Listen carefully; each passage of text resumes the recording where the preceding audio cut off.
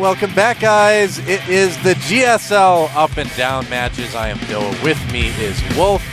Hi, and so we already know one person who's going into Code S. That's FXO Oz. Yeah. But there's a little bit of gray area. We don't quite know who the second person is going to be. We're going to find out, though, after this game, actually. Yeah, Keen actually has to win this game, and Yu-Gi-Oh! Has to lose the next game following. Yeah, in order for Keen to get in, or in order for Keen to tie with Yu-Gi-Oh! And then afterwards possibly get in. Yeah. So if Keen loses this, then Yu-Gi-Oh! Still gets in. The last game is no longer necessary. JYP cannot get in, but he has to play against Keen in this case for score reasons. I had the points wrong on my sheet. That's why I was like, oh, I think we're done. If Keen loses, I don't know if we're going to play the last game I don't think or we not. will. Usually when the games are unnecessary, the GSL just ends. And I thought that was the case, but I had my scores wrong. So I wouldn't mind seeing it. I like all the games. Oh, yeah, it's fun of course. to watch. It's been good games today. It really has been. Yeah. Yeah. Especially the carrier game. That last Hongen game was actually probably our worst game of the day. I know. It was kind of just sad to watch Hongen sort of just like Hongen was just I liked how he went out, you know? Hongen was Hongen in that game. That's true. He went Blink Stalkers. He was Hongen to the very end. And you know, when he did this game before, he made carriers, and that's also Hongen. Yeah. It's like we're like talking like he died or something. He just went down to Code A. It's okay. It feels sometimes like people go down to Code A. MVP's been down to Code A. MMA got knocked down into Code A. You know, good players get knocked down to Code A. You know, the thing about Hongen to me is he's got not a personality that it's like his personality translates into the game. Where when you watch his play, like if you actually covered up all the names and you watch the player play, you'd say, you know, that's Hongen. I think that's Hongen right there. Whereas some of these other players like Keen, you know, you're like you watch this play and you're like, well, I'm not really sure. You know, there's other players like SC and Gumiho where you're like, oh, that's Gumiho. I can see that. Yeah. Hongen's one of those players where I see him, and even though he hasn't played very well, I look at his play and I go, you know, that's Hongen right there. And his personality is always shown through his games, and you can always see that. And I know I've got this personal attachment to Hongen. I'm like the only one who likes him, man. I am actually a little bit sad that he's gone. Oh, that's sad. But I'm also really happy that Oz has advanced. He's really worked hard, and he deserves it. Yeah. We asked him who he wants to face in his Code S group, and he joked that he wanted to play against Gumiho because he says Gumiho is bad in Turn versus Protoss, but he's on my same team, so I can't pick him. But that's kind of funny. It's the only answer he had right now. The kid just looks really happy. He's really happy. He's psyched to get into Code S, but enough about him. Let's take a look at these guys. JYP, he does not look happy. Poor guy. He's not getting into Code S. He's down in Code A again next season. Basically, all JYP is fighting for in this game is the right to deny Keen his spot at Code S. That's actually what he's fighting for here. Oh, man. I mean, Keen just looks focused. He's like, all right, I got to do this in JYP. Remember, guys, Keen has to win this game, and then if he does, Yu-Gi-Oh! Will play against Oz, and then if Yu-Gi-Oh! Loses that game, then it will be a tie, and Keen can play Yu-Gi-Oh! But those two things have to happen in order for us to have a tie. Yep. That is basically it. As you can see down there, the map is going to be Xel'Naga Fortress. The anticipation screen has appeared. It's loading. Let's get into the game.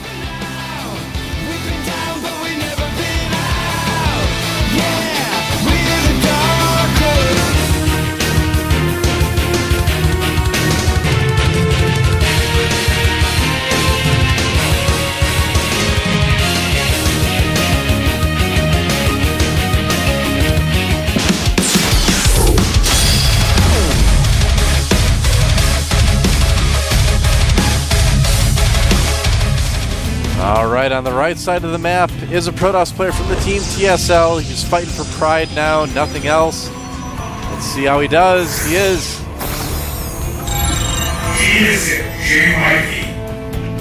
Got a feel for this guy.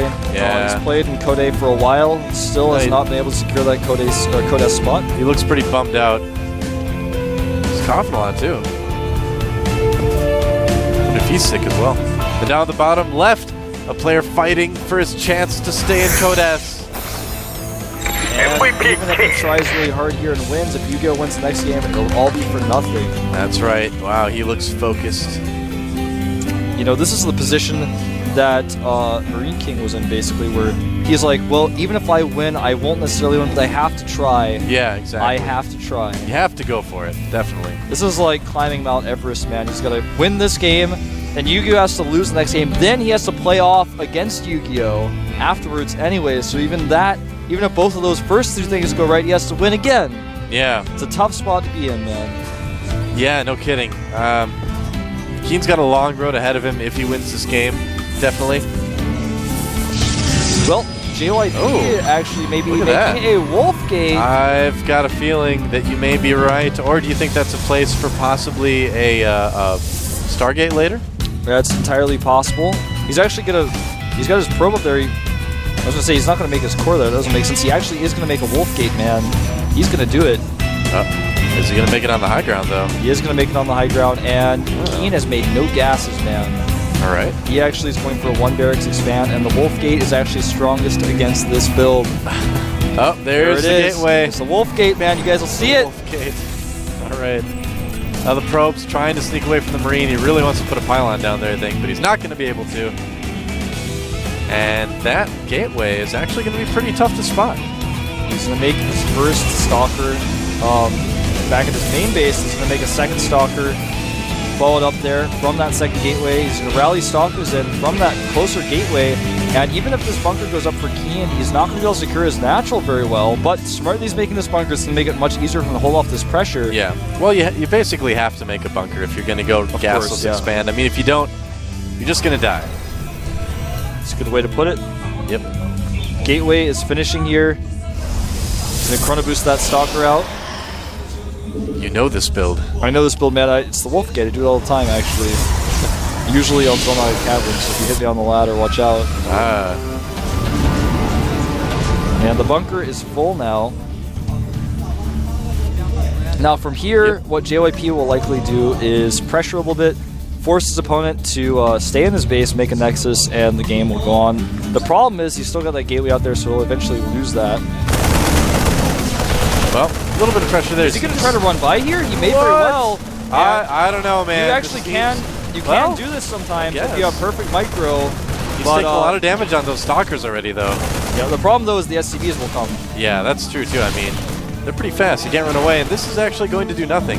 He's actually not even going to kill a single Marine. Nope. Wow. Oh, maybe one. And he did get 2 Marines, I guess. Or no, he got 1 Marine. No, he got... Well, he's able to get in again here. All right, well... And, you know, you can do this. This is normally something that happens when your opponent does not have a bunker and you just run up into the main anyways and ignore the SCVs and just kill them off. Right away blocking that off as well. He doesn't want to have to deal with that again. I mean, despite not taking a lot of damage, you do lose a good amount of mining time by having to pull the SCVs. It's just generally annoying. And there's an Nexus for JYP, so like you said, Wolf, he's just going to move into a pretty normal fast expand early mid-game.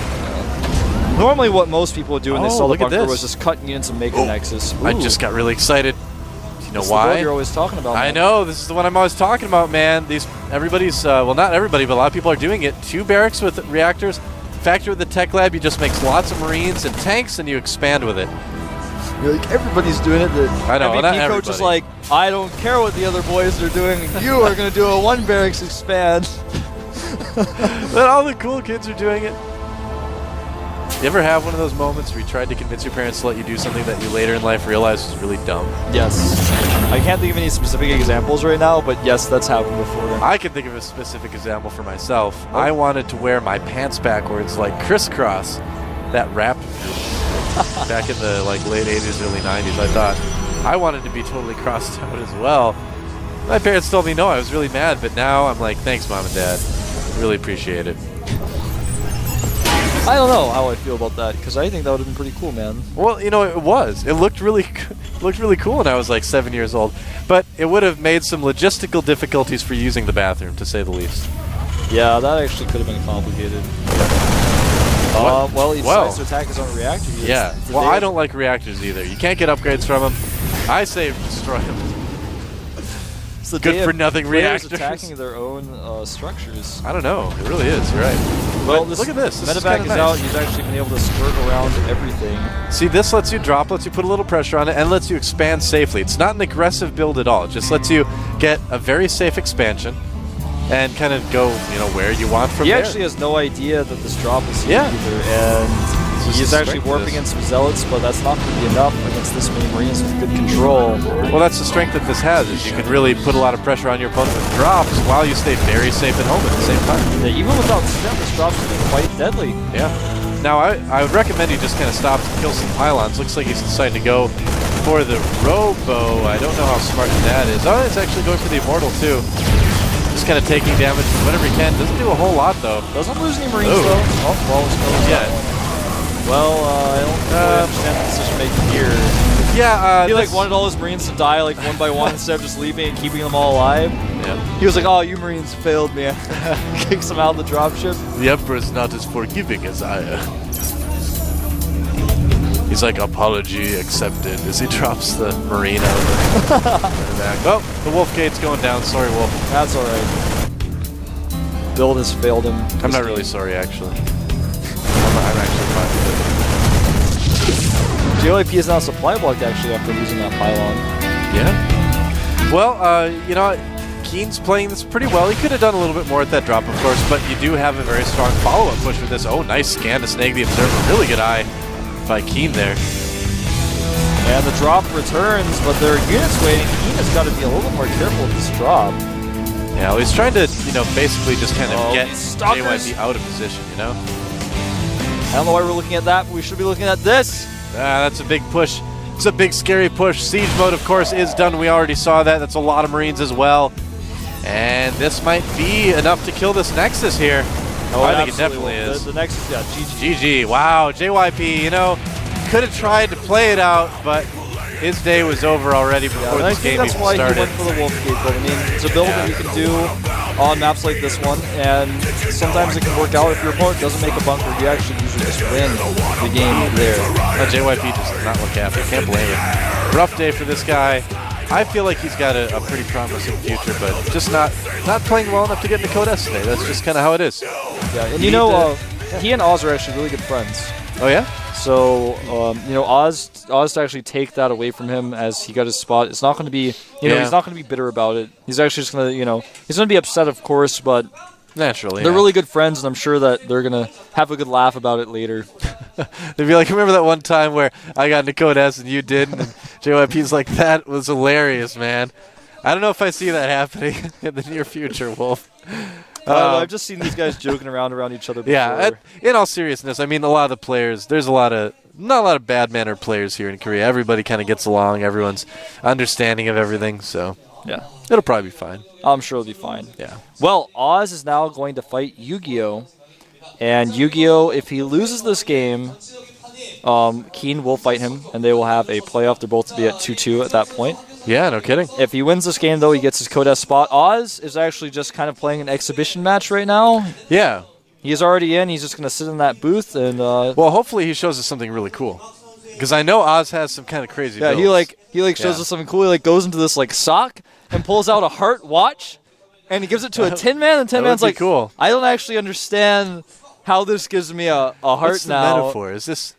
But, you know, he gives him the watch. It's like, this is a really girly watch, Oz. I don't know. He's like, I can hear it ticking, but what does it mean? Well, the wizard's like, I've got the other half, and then he, like, winks at the Tin Man. I don't know. That's a different version of Wizard of Oz. Yes, it's a different version indeed. Well, I hope Oz does show us a wonderful wizardly build here. He might just play standard. He might just, I don't know, he might just, like, pro brush, too. It doesn't matter. I mean... you know, he the only reason that he would want to beat Yu-Gi-Oh! Is if he really doesn't want Keen to have a chance to get into Code S. So, that's it. I mean, the thing is, if Yu-Gi-Oh! Wins, we're going to have a Protoss and a Zerg getting in, not a Terran at all. So slowly, maybe the Terran numbers have been kind of being whittled down here in Code S. We'll see. Well, there's our current results. As you can see, FXO Oz 3-0, Yu-Gi-Oh! 2-1, Keen 2-2. So we could have a tie there if Yu-Gi-Oh! Loses again. Of course, JYP and Hagen, unfortunately, going down to Code A. Yeah. They have no chance here. Yep. Yep.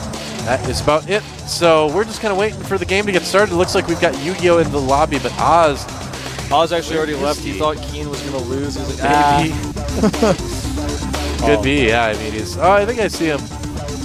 Well, yeah, he's in there, yep. You know, if Oz fights against a Zerg player, in this case Yu-Gi-Oh, is Kerrigan kind of like the Wicked Witch of the East, or is she more like the Wicked Witch of the West? I don't know, man. Well, if she's the Wicked Witch of the East, she can actually be defeated by a house falling from the sky. That's true. But the Wicked Witch of the West, her weakness is not houses falling from the sky, but actually water. I guess you could say that the Wicked Witch of the East is weak to drops. Yes. She's weak to drop play. And in this case, we're playing on, by the looks of it, Terminus Re. Okay. So there's no Good water map for to be drop play. found, actually, on this map. That's true. No chance of melting. But some do say that sentries look like they're firing squirt guns. That's true. Oh man, there's just so many parallels. Did Blizzard design it this way? I don't know, man. I think it must be.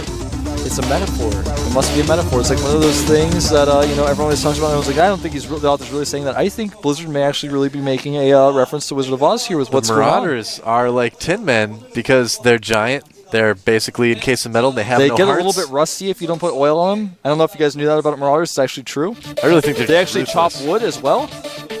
That's true. They could. All right. This could be it. This could be our last game, guys. We're going to have to see. FXO Oz on the left already secured his Coda spot. Apparently he's decided to drink the rest of Hongan's blood. He's got it in the booth with him. And on the right is, of course, Slayer's Yu-Gi-Oh! Player that probably has blood inside of him, but not in the bottle. I think he has blood inside of him. I think that's a safe bet. I don't want to, find out, but someone goes in there and takes a knife and tries to cut his arm. We find out he's actually an android. He bleeds that white stuff like Bishop from the Aliens movies. Oz was like, oh, we're getting a message here from the top. Hold, breaking news.